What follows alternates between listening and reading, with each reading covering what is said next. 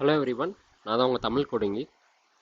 So நம்ம last வீடியோஸில் ஒரு டைமர் அப்ளிகேஷன் எப்படி பண்ணுறது அப்படின்னு நம்ம பார்த்துருந்தோம். அதாவது நீங்கள் எக்ஸாம்பிள் பார்த்தீங்கன்னா, ஸோ இந்த அப்ளிகேஷன் தான் நம்ம பண்ணியிருந்தோம். ஸ்டார்ட் டைமர் அப்படின்னு நீங்கள் பட்டன் கிளிக் பண்ணிங்கன்னா டைமர் ஒன்லேருந்து ஸ்டார்ட் ஆகி நீங்கள் ஸ்டாப் பண்ணுற வரைக்கும் ஓடும். அதேமாரி அந்த அப்ளிகேஷனில் நீங்கள் வந்து ஒரு பக்கு கவனிச்சிருக்கலாம். நீங்கள் ஸ்டார்ட் டைமர் பட்டனை ஒரு வாட்டி கிளிக் பண்ணிட்டு இன்னொரு வாட்டி கிளிக் பண்ணிங்கன்னா செகண்ட்ஸ் வந்து டபுளாக இன்க்ரீஸ் ஆகும். அது ஏன் நம்ம வந்து செட் இன்டர்வல் மெத்தட் யூஸ் பண்ணி இந்த டைமர் செட் பண்ணுறோம் கவுண்டர் வேரியபிளாக. ஸோ உங்களுக்கு செகண்ட் டைம் இந்த பட்டன் கிளிக் ஆகும்போது 2 செட் இன்டர்வல் செட் ஆகிடும்.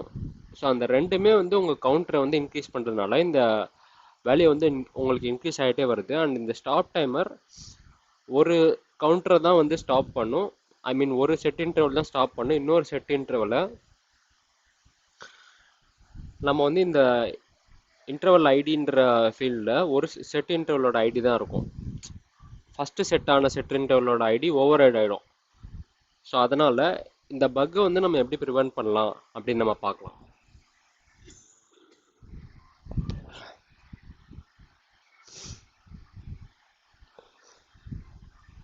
ஸோ ஃபஸ்ட்டு நம்ம வந்து இந்த செட் இன்டர்வலுக்கு முன்னாடி ஒரு இஃப் ஸ்டேட்மெண்ட் போட்டுக்கலாம். இந்த இஃப் ஸ்டேட்மெண்ட்டில் நம்ம கவுண்டர் 0வாக இருந்தால் மட்டும்தான் நம்ம வந்து அந்த செட் இன்டர்வலில் ஆரம்பிக்கிறோம். அது வந்து ஒரு டெக்னிக்.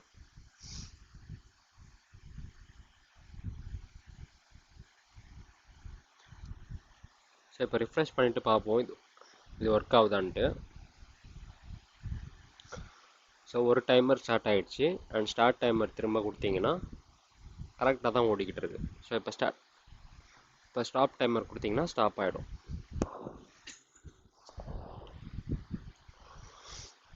அண்ட் இன்னொரு கண்டிஷன் என்னென்னா, இந்த இன்டர்வல் ஐடிக்கு ஆல்ரெடி ஏதாச்சும் ஒரு இன்டர்வல் ஐடி அசைன் ஆயிருந்தால் நீங்கள் அந்த டைம்லையும் வந்து செட் இன்டர்வல் பண்ண தேவையில்லை.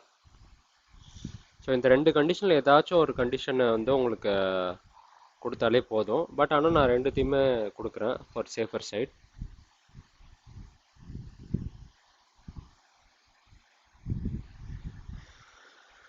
ஸோ டைமர் ஸ்டார்ட் ஆகிடுச்சு. அண்ட் எத்தனை வாட்டி ப்ரெஸ் பண்ணாலும் சேம் டைமர் தான் உங்களுக்கு ஓடிக்கிட்டு இருக்கும். அண்ட் ஸ்டாப் டைமர் கொடுத்தோன்னா டைமர் ஸ்டாப் ஆகிடும்.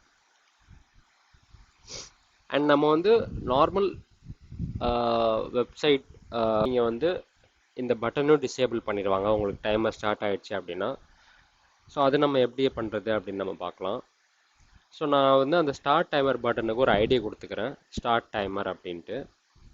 அண்ட் இந்த இஃப் ஸ்டேட்மெண்ட்குள்ளே இந்த இன்டர்வல் வந்து நம்ம செட் பண்ணோன்னே document dot get element by ID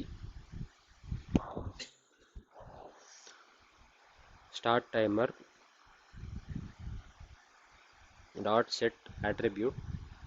set ஆட்ரிபியூட்ன்ற மெத்தட் வந்து 2 பேராமீட்டர்ஸ் அக்செப்ட் பண்ணிக்கும். ஃபர்ஸ்ட் ஒன் வந்து ஆட்ரிபியூட்டோட நேமு. ஸோ நம்ம அந்த பட்டனை டிசேபிள் பண்ண போகிறோம். ஸோ அதோட ஆட்ரிபியூட் நேம் வந்து டிசேபிள்டு. அண்ட் வேல்யூ வந்து ட்ரூ, டிசேபிள் பண்ண போகிறோம்.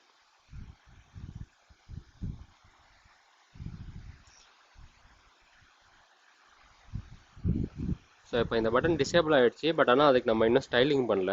அந்த ஸ்டைலிங் நம்ம அப்ளை பண்ணிடுவோம். பட்டன் disabled, கர்சர் பாயிண்டருக்கு பதிலாக நாட் அலவுடுன்னு கொடுத்துருக்கோம்.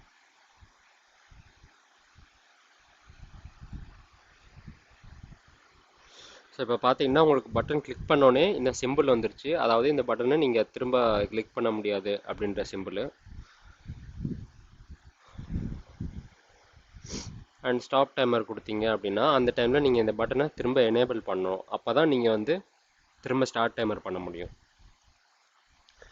ஸோ இதே சேம் லைனை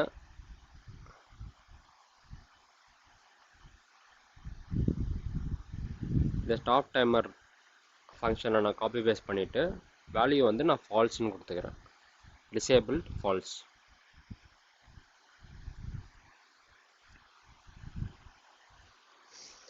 இப்போ டைமர் ஸ்டார்ட் ஆயிடுச்சு அண்ட் ஸ்டாப் பண்ணுறோம் அண்ட் அகைன்